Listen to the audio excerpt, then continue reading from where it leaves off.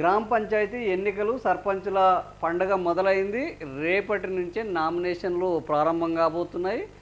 So 11వ తారీఖు December 11వ తారీఖు first polling, 14వ తారీఖు సెకండ్ పోలింగు, 17వ తారీఖు మూడో పోలింగ్. అంటే 3 దశల్లో సర్పంచుల ఎన్నికలు జరగబోతున్నాయి. ఈ 3 దశల్లో సర్పంచ్ ఎన్నికలు అత్యంత వ్యూహాత్మకంగా రేవంత్ రెడ్డి ప్రభుత్వము ఈ ఎన్నికలు నిర్వహించాలని నిర్ణయం తీసుకున్నది. సో రేపటి ఆల్రెడీ షెడ్యూల్ అయితే వచ్చేసింది. నిన్ననే ఈరోజు మోడల్ కోడ్ ఆఫ్ కండక్ట్ కూడా అమల్లోకి వచ్చేసింది నిన్నటించలే.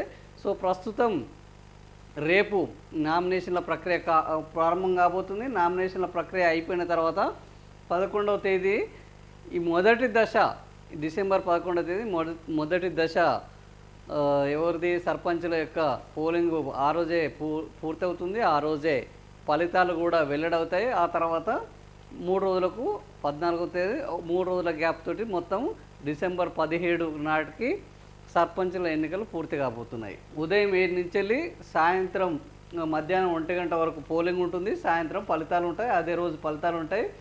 మోగిన నగారా షెడ్యూల్ విడుదల. రేపటి నుంచే తొలి విడతకు నామినేషన్ల స్వీకరణ. 3 విడతల్లో ఎన్నికలు నిర్వహించనున్నారు. డిసెంబర్ 11, 14, 17 తేదీల్లో నిర్వహించేందుకు రాష్ట్ర ఎన్నికల సంఘం మంగళవారం షెడ్యూల్ విడుదల చేసింది. ఉదయం 7 నుంచి మధ్యాహ్నం 1 గంట వరకే పోలింగు. అదే రోజు 2 గంటల నుంచి ఓట్ల లెక్కింపు, ఫలితాల వెల్లడితో పాటు ఉప సర్పంచ్ ఎన్నికను సైతం నిర్వహిస్తారు. రాష్ట్ర ఎన్నికల కమిషనర్ రాణి కుమిదిని మంగళవారం తమ కార్యాలయంలో ఎన్నికల షెడ్యూల్ నిర్వహణ ప్రక్రియను వెల్లడించారు. ఎన్నికలకు సంబంధించి గెజిట్ నోటిఫికేషన్ కూడా విడుదల చేశారు. ఎన్నికల ప్రవర్తన నియమావళి అమల్లోకి వచ్చినట్లు తెలిపారు. అభ్యర్థులందరూ కోడ్ను ఖచ్చితంగా పాటించాలి. 31 జిల్లాల్లోని 564 మండలాల్లో 12,728 పంచాయతీలు, 1,12,242 వార్డులకు జరిగే ఈ ఎన్నికల్లో 1,66,55,186 మంది ఓటర్లు తమ ఓటు హక్కుని వినియోగించుకుంటున్నారు. సో బ్యాలెట్ పద్ధతిలో జరిగే ఈ ఎన్నికల్లో నోటా కూడా ఉంటుంది. హైకోర్టులో స్థానిక సంస్థల ఎన్నికల విచారణపై పూర్తి కాకుండానే పంచాయతీ ఎన్నికల షెడ్యూల్ జారీ చేయడం వల్ల న్యాయపరమైన చిక్కులు రావని రానికి ముందుని విలేకరులు ప్రశ్నించగా ఆమె మౌనం దాల్చారు. బీసీ రిజర్వేషన్లు తక్కువగా ఉన్నాయంటూ రాష్ట్ర వ్యాప్తంగా ఆందోళనలు జరుగుతున్నాయని కూడా ప్రస్తావించగా ఆమె జవాబు ఇవ్వలేదు.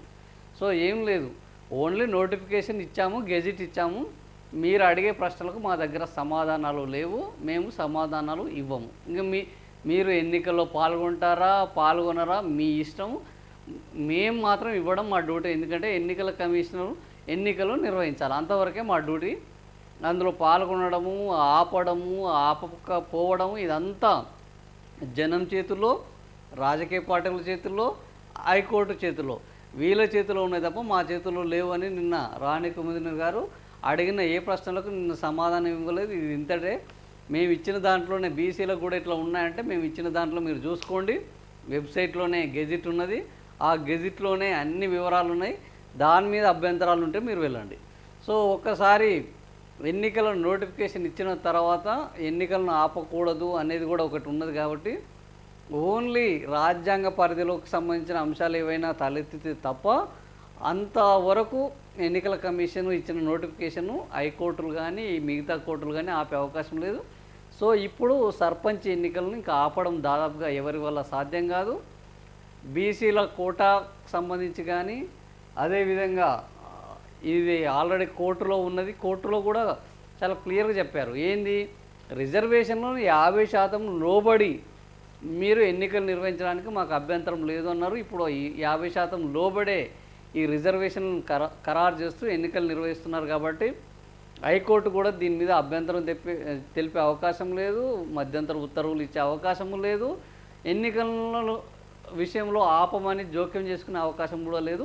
సో ఏం జరుగుతుందనేది చూడాలి. మొత్తానికి ఎన్నికలు మాత్రం జరుగుతాయి. ఎన్నికలు జరిగిన తర్వాత ఈ ఎన్నికల్లో ప్రధానమైన అంశం ఏంటంటే ఈ ఎన్నికలు సాధారణంగా జరుగుతాయి, ఇది అందరికీ తెలిసింది, ఇలా కొత్తగా చెప్పాల్సింది ఏం లేదు.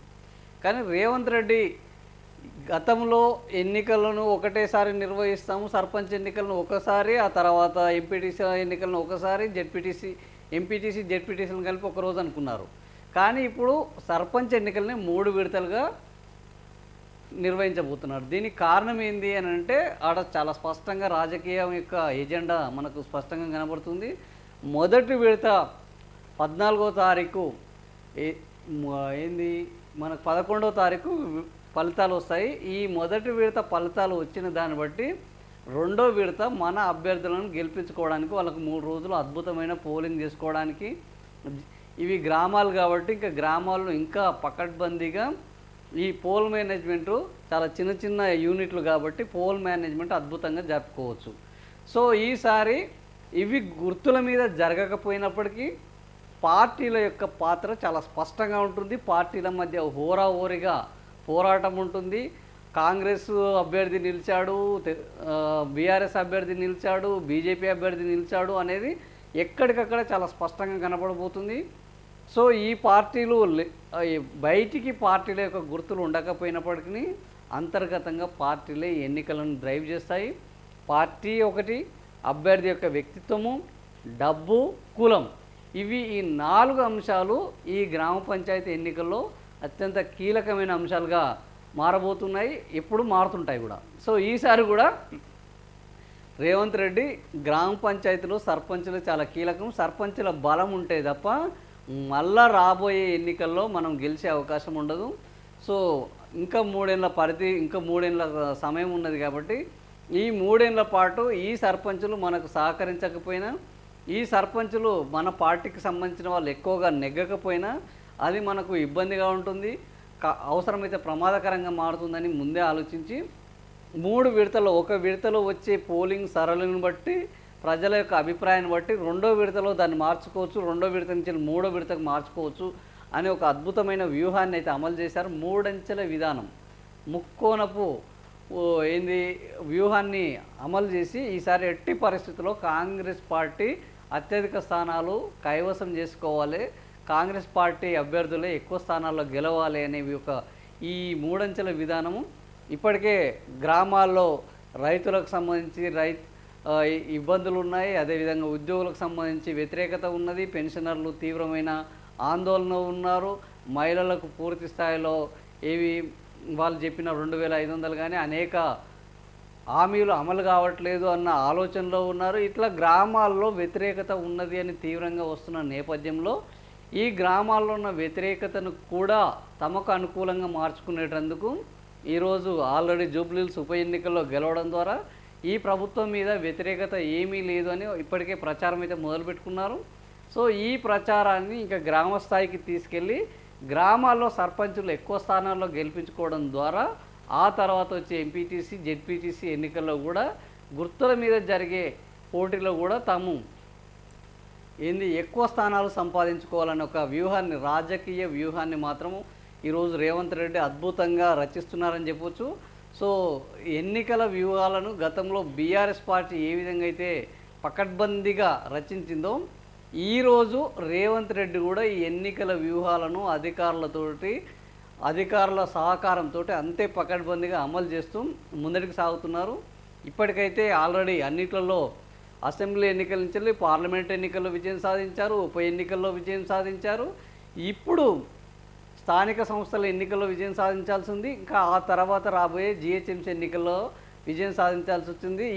ఇలాంటి విజయాలు కనుక కంటిన్యూగా సాధించుకుంటూ పోతే ఇంకా రేవంత్ రెడ్డి యొక్క తాను అనుకున్న లక్ష్యానికి తిరుగులేదు అన్న పద్ధతిలో ఈ ప్రయాణం అయితే కొనసాగుతుంది. మరి ఈ ఎన్నికల్లో గ్రామ ప్రజలు, ముఖ్యంగా గ్రామాల్లో ఉన్న వాళ్ళు నిజంగానే వ్యతిరేకత ఉన్నదా, లేదా ఇంకా 3 ఏళ్ళు ఎట్లాగే ఈ ప్రభుత్వం ఉన్నది, ఇక్కడ ఉన్న బీఆర్ఎస్, బీజేపీ వాళ్ళని ఎన్నుకోవడం ద్వారా మనకు వచ్చేది ఏమి ఉండదు, మన ఊళ్ళో లైట్ వెలగాలన్నా, మన ఊళ్ళో చెత్త తీయాలన్నా, మన ఊళ్ళో చిన్న సమస్య ఎదురైనా కాంగ్రెస్ వాళ్ళు ఉంటేనే బాగుంటుంది, మిగతా వాళ్ళు ఎవరున్నా కూడా మళ్ళీ మనకి నిధులు విధులు రావడంలో ఇబ్బంది అవుతుందని ఒక ఆలోచనతోటి ఈరోజు కాంగ్రెస్ పార్టీని గెలిపిస్తారా, లేదా ఎట్టి పరిస్థితుల్లో ఈ కాంగ్రెస్ వాళ్ళకు బుద్ధి చెప్పాలి, బుద్ధి చెప్పకపోతే వీళ్ళ యొక్క అరాచకము, అవినీతి, నియంతృత్వం ఇంకా పెరిగిపోయే అవకాశం ఉన్నది. సో వీళ్ళకి బుద్ధి చెప్పడం కోసం వీళ్ళు కాకుండా ఎవరినైనా గెలిపిస్తాము అన్న పద్ధతిలో ఈ ఎన్నికల తీర్పు ఉంటుందా అనేది మనకు తెలవడానికి ఎక్కువ రోజులు ఏం లేదు. జస్ట్ 15 రోజులలో మొదటి తీర్పు రాబోతుంది. ఆ తర్వాత ఇంకో వారం రోజులలో 2 తీర్పులు రాబోతున్నాయి. ఏం జరగబోతుందో చూద్దాం. 3 అంచెల విధానం కాంగ్రెస్ పార్టీని ముంచేస్తుందా, లేదా 3 పార్టీల్లో కాంగ్రెస్ పార్టీని విజేతగా నిలుపుతుందా? ఈ అంశాలను మనం చూడాల్సిన అవసరం ఉంది. ఏం జరుగుతుందో చూద్దాం.